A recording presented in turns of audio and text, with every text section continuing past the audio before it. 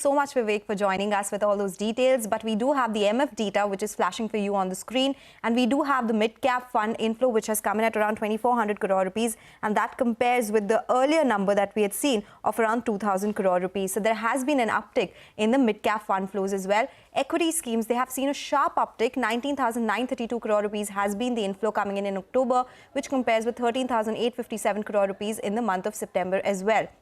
September, of course, there are some accounts which are closed on 30th September, so did see some adjustments coming in, but it has seen a sharper uptick, though still lower than the August levels. That was a big number at 20,161 crore rupees. Liquid fund inflows have become lower, 32,964 crore rupees versus actually it's an inflow, sorry, versus an outflow, and that is again expected because on 30th September you do see a lot of outflows and a lot of balancing as well that happens. So liquid funds, of course, have seen a big uptick that has come by as well.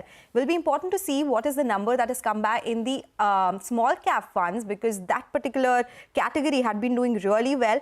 After touching record highs in the month of August, there was a sharp decline that came by in the month of September. So whether that has continued or not is something that we'll be watching out for. The most important number, of course, continues to be what are the flows in the large cap category, because that had been seeing a cut in last couple of months. So, and that actually picked up as well in the month of picked up in a sense that the outflows were lower than what we saw in the month of August. So large cap fund inflows have come in at 724 crore rupees versus outflows. So that's a big data actually, because the large cap category was seeing outflows for large couple of months. So now we are seeing an uptick here. We see an uptick here, but you know what's interesting is that while the large caps have seen a bit of an uptick as against an outflow, the mid caps have seen an increase of 20% and the small caps. That flash should come up for you on the screen. Small cap inflows have surged and it looks like it is the highest that we've seen in the last at least 7 or 8 months. The last big number that we have for the small cap funds was in June 2023, which is close to 5,500 crores. Then that's a record high again. And now we have close to around 4,500 crores which have come in, which is a lot higher than what we've seen in September and August as well. August it was close to 4,300 crores, came down to 2,600 crores in September, but now small caps are doing well. So it looks like an all-round inflow into the equity markets. Large caps had seen an outflow that has turned into an inflow. Mid caps, which were already doing well, continue to do better. And a slight blip that we saw in the month of September for small cap funds, that has turned around as well. And that number has gone above 4,400 crores There's an inflow in the debt scheme as well, which has been seeing an outflow for such a long time.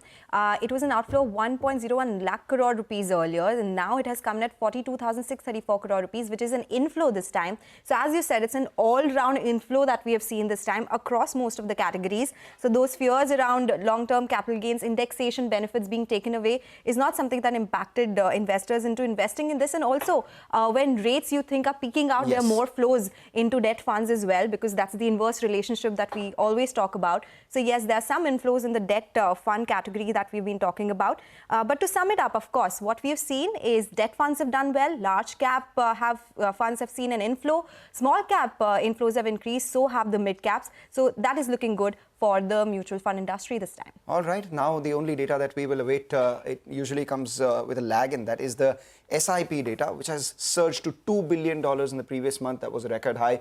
The small cap investor, rather the systematic investor in India, what that number is something that we'll await. But for now, we'll take a short break. Well, we were discussing the October mutual fund data in detail to talk a little more about it. We do have with us an expert joining in, Anthony Heredia, who's the MD and CEO at Mahindra Manulife Mutual Fund. Anthony, thank you for joining in.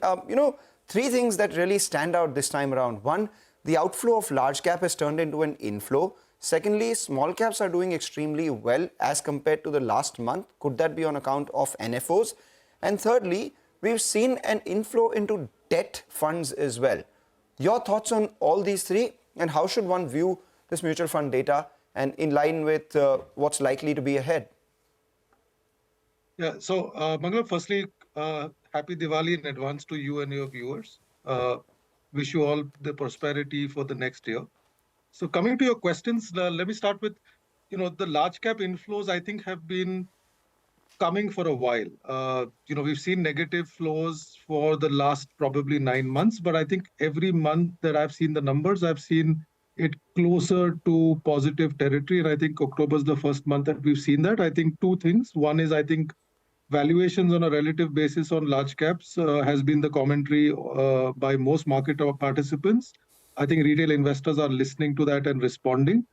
And secondly, the fact that, for a while, one of the comments made was passives were beating large cap funds. I think you'll now find that on a 1-year basis, almost 80% of large cap funds have beaten benchmark. I think those two factors have probably meant that large cap funds have come back into people's focus.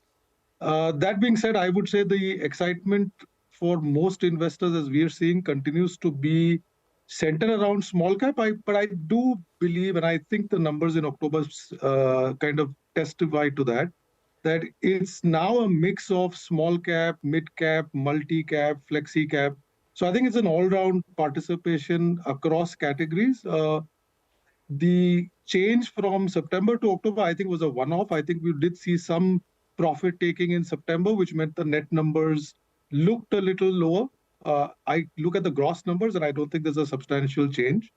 On debt, I think that's a broader narrative in the sense people are also looking at the Fed, a perspective that while rates are probably higher for longer, they are probably close to their peak, and we will, over the next 2 or 3 years, see some rates coming off, which means fixed income makes a lot of sense.